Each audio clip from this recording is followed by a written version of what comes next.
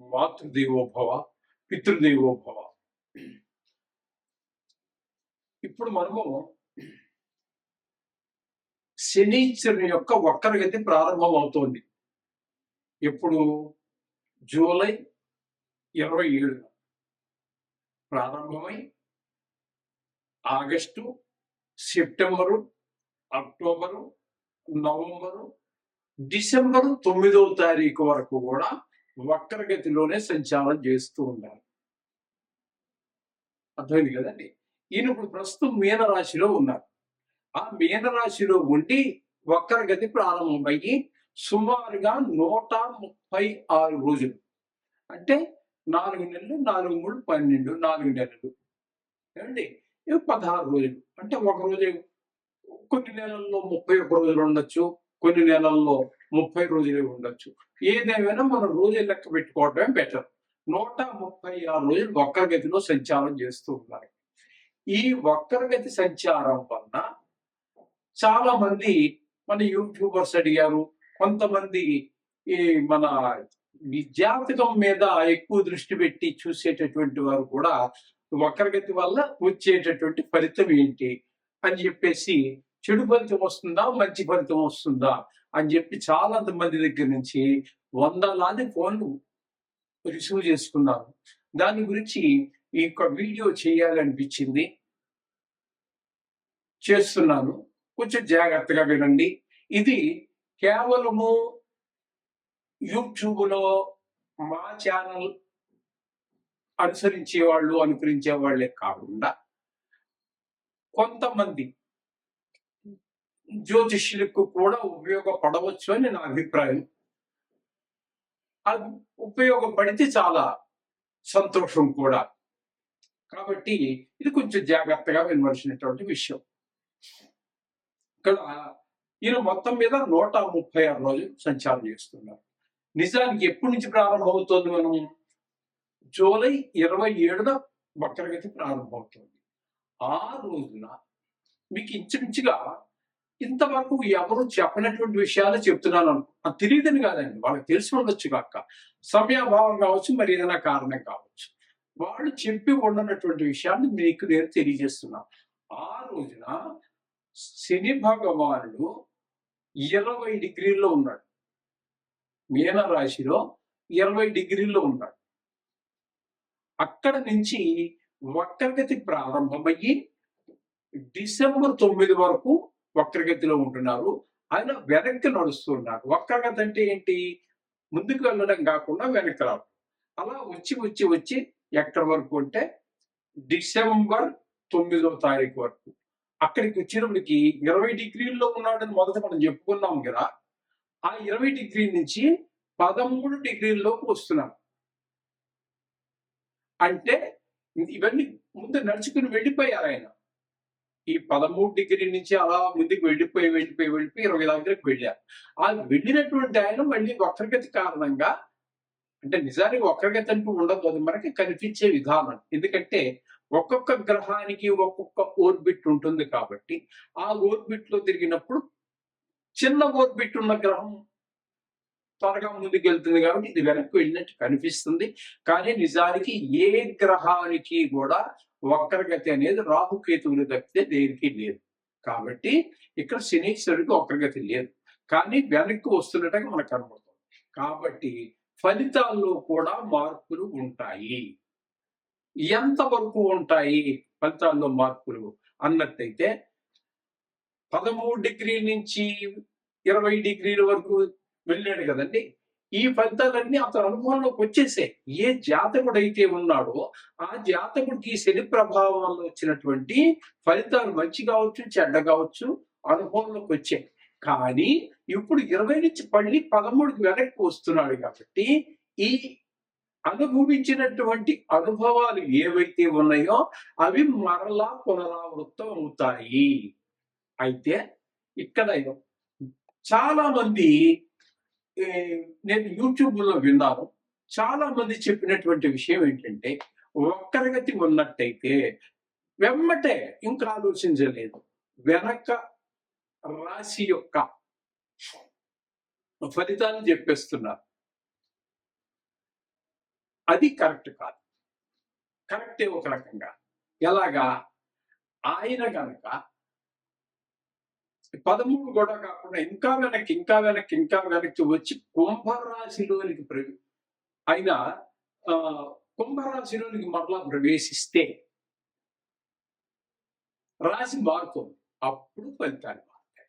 ఇప్పుడు 20 దగ్గర ఉన్నది 13 డిగ్రీలు 20 డిగ్రీలు ఇవన్నీ కూడా మీనరాశిలోనే ఉన్నాయి కాబట్టి ఫలితం మారేటటువంటి అవకాశం లేదు. కొన్ని సందర్భాల్లో మారుతుంది. ఆయనతో పాటుగా అదే మీనరాశిలో శనితో పాటుగా ఉన్నటువంటి గ్రహాలు ఏవైతే ఉన్నాయో ఆ గ్రహాల యొక్క ఫలితాలు కూడా కొద్దిగా మారే అవకాశం. అది కూడా రాశి మారలేదు కాబట్టి ఆ డిగ్రీల్లో వచ్చేటటువంటి తేడాలు బట్టి కొంచెం మారే అవకాశం. ఆయనతో ప్రస్తుతం ఇక్కడ శనితో పాటుగా మరొక గ్రహం ఏదీ లేదు కాబట్టి దాని గురించి మనం చర్చించవలసినటువంటి అవకాశం కూడా ఏమీ లేదు. ఇది శని యొక్క వక్రగతి, దానివల్ల వచ్చే ఫలితాలు. యాజ్ ఇట్ ఈస్ గా ఎలాగైతే ఉందో అలాగే శని మీనరాశిలో ఉన్నప్పుడు ఇచ్చేటటువంటి ఫలితాలనే మనం చెప్పుకోవాలి. నో డౌట్, మీకు ఏ విధమైన అనుమానం అక్కర్లేదు. అర్థమైంది కదండి. అందుచేత శని భగవానుడి ఫలితాలు మామూలుగా ఉన్నప్పుడు ఏ ఫలితాలు అయితే ఉన్నాయో అవే ఫలితాలనే మనం చెప్పుకుంటున్నాం. ఆయనతో పాటు ఏ గ్రహము లేదు. కానీ మీకు పునరావృతం అవుతున్నాయి. 13లో ఉన్నప్పుడు డిగ్రీలో ఉన్నప్పుడు ఏ అనుభవాలు ఉన్నాయో 20లోకి వచ్చాక అవన్నీ మీకు అనుభవంలోకి వచ్చేసాయి. కానీ మళ్ళీ ఆ అనుభవాలు పునరావృతం అవుతున్నాయి. ఇది గుర్తుపెట్టుకోవాలి. ఇప్పుడు మనము ముఖ్యంగా మేషరాశి వారి అంటే మేషరాశి అంటే మనం ప్రారంభం చేస్తూ ఉన్నాం. ఇప్పుడు కూడా ఎవరైనా సరే మేషరాశితో ప్రారంభం చేస్తుంటారు కాబట్టి మనం కూడా మేషరాశితో ప్రారంభం చేద్దాం ఈ ఫలితాలు చెప్పుకోవటం. ఇప్పుడు మేషరాశి వారికి మనం చెప్పాలి అన్నట్టయితే 12వ స్థానంలో శని యొక్క సంచారం, అంటే వ్యయస్థానంలో శని యొక్క సంచారం జరుగుతూ ఉన్నది. శని యొక్క సంచారం ద్వాదశ స్థానంలో, అంటే మేషరాశి వారికి ద్వాదశ స్థానంలో ఉన్నట్టు. ఆ స్థానంలో ఉన్నటువంటి వారికి ఫలితం శాస్త్రకారుడు ఏమి చెప్పాడు అన్నట్టయితే మనకి మానహాని మనః క్లేశం కృషి భోజనం అల్పశః నిత్య సంవాద దారిద్ర్యం ద్వాదశ స్థానగేశనౌ అని చెప్పేసి మనకు శాస్త్రం చెప్తోంది. అన్నట్టయితే దీని అర్థం ప్రతిపదార్థం అక్కర్లేదు. కానీ అంటే మీరు మాత్రం ఎందుకంటే మళ్ళీ ఎవరికి చెప్పవలసినటువంటి పని లేదు, మీరు తెలుసుకోవటమే కాబట్టి తాత్పర్యాన్ని మనం చెప్పేసుకుందాం. నేను ప్రతిపదార్థం చెప్పగలను, కానీ మీకు అంత అవసరం కాదని అనుకుంటున్నాను. కొంతమందికి అవసరం పడవచ్చు, కాదని అన్నాను. కానీ ఇంకా మనకు సమయాభావం అనేటువంటిది కూడా కొంత ఉంది కాబట్టి ఈ ద్వాదశి రాశిలో అంటే ఈ మేషరాశికి వ్యయ స్థానమైనటువంటి మీనరాశిలో ఆయన ఉన్నప్పుడు వచ్చేటటువంటి ఫలితం ఎలా ఉంటుందంటే అపకీర్తి, చెడ్డ పేరు, మనస్తాపం, మనసుకు ఏదో బాధ కలిగేటట్టుగా ఎవరో ప్రవర్తిస్తూ ఉంటారు, మనకు బాధ కలుగుతూ ఉంటుంది. ఇంట్లో వాడు కావచ్చు, బయట వాడు కావచ్చు, ఎవరైనా సరే. సేవకావృత్తి వల్ల జీవనం, పని చేసేటటువంటి పని కూడా ఏదో చిన్నపాటి పని, ఒక రకంగా మనం మనస్ఫూర్తిగా చేయలేము. ఒకరి కింద పని చేయడం అంటే మనస్కరించదు. మొదటి నుంచి అదే జీవితం గడుపుతున్నారు అనుకోండి, అది వేరుగా ఉంటుంది. కాకుండా మధ్యలో ఈ స్థితి ఏర్పడినప్పుడు, శని యొక్క వ్యయస్థాన స్థితి ఏర్పడినప్పుడు మాత్రమే ఎవరి కిందో మనకంటే పనికి వాడి కింద మనం పని చేయవలసి వస్తే అది కొంచెం మనసుకి ఎవరికైనా బాధ కలుగుతూ ఉంటుంది. భోజన సౌఖ్యం ఉండదు, సమయానికి భోజనం దొరకదు, టైం ఉండదు. మీరు తెచ్చుకున్నారు, బాక్స్ తెచ్చుకున్నారు, తిన్నాక టైం రోజుకో టైం తింటూ ఉంటాం. తద్వారా భోజనం అనేది కూడా దానికి కూడా సమయం ఉంది. ఆ సమయంలో తిన్నప్పుడే మీకు రోజు ఒకే టైంలో తిన్నట్టయితే మీకు ఆరోగ్యం బాగుంటుంది. ఏ మనిషికైనా సరే మనం రోజుకో టైం తిన్నట్టయితే మనకి ఆరోగ్యం కూడా పడే అవకాశం ఉంది. దారిద్ర్యం, డబ్బులు అయిపోయి ఏమవుతుందండి? చేతిలో డబ్బులు అయిపోయి వెచ్చిస్తాము, అయిపోయిన తర్వాత ఏమవుతుంది? డబ్బులు లేకపోతే మహా దరిద్రం, కష్టాలు. ఈ విధంగా దారిద్ర్యం, నిత్యము కలహాలు, ఎవరితోటో ఒకరితోటి కలహాలు. ఎప్పుడైతే మనం డబ్బులు ఆడలేదు, ఎవరి దగ్గర అప్పు తీసుకున్నాం, వాడికి ఏదో ఇస్తానన్న ఆ రోజుని ఇవ్వలేకపోయాం, వాడు వచ్చి గొడవ పెడతాడు. ఈ విధంగా ఏదో ఒక గొడవ. అనారోగ్యం, అనారోగ్యం కూడా మహాభాగ్యం. ధనం ఉండడం భాగ్యం అయితే ఆరోగ్యం మహాభాగ్యం ఉన్నారు. అటువంటి అనారోగ్యం కూడా కలిగేటువంటి అవకాశం ఉంది. ఈ విధమైనటువంటి అశుభ ఫలితాలు ఇస్తాడు మేషరాశి వారికి. దీన్ని ఏలినాటి శని అంటారు. కాబట్టి వీరు ఖచ్చితంగా శనికి జపం చేయించుకోవడం సూచన. ఎందుకంటే ఇది 2.5 సంవత్సరాల పాటు ఒక రాశిలో సంచారం చేస్తూ ఉంటాడు కాబట్టి సుదీర్ఘ కాలం. కాబట్టి శనైశ్చరుడు, చెరుడు అంటే నడిచేటటువంటి వాడు, మెల్లగా నడిచేటటువంటి వాడు కాబట్టి మందగమనుడు. కాబట్టి చాలా కాలం ఉంటుంది. ఆ 2.5 సంవత్సరాలతో పోలేదండి. మళ్ళీ జనంలో మేషంలోకి వస్తాడు.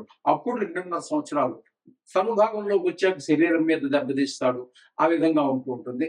అందుచేత ప్రతి 2.5 సంవత్సరాలకి 7.5 సంవత్సరాలకి కలిపి ఒకేసారి చేయించుకోవటం వల్ల కూడా ఫలితం ఉంటుంది, కానీ కొంత ప్రభావం తగ్గేది ఉంటుంది. ప్రతి 2.5 సంవత్సరాలకి, అంటే రాశి మారినప్పుడు మీరు చేయించుకోవటం అనేది ఒక సూచన. కాబట్టి జపశాంతి చేయించుకోండి. మీకు మంచివారు దొరికితే దొరుకుతారు, లేదా మమ్మల్ని కూడా జపశాంతులకి సంప్రదించవచ్చు. శుభం భూయాత్.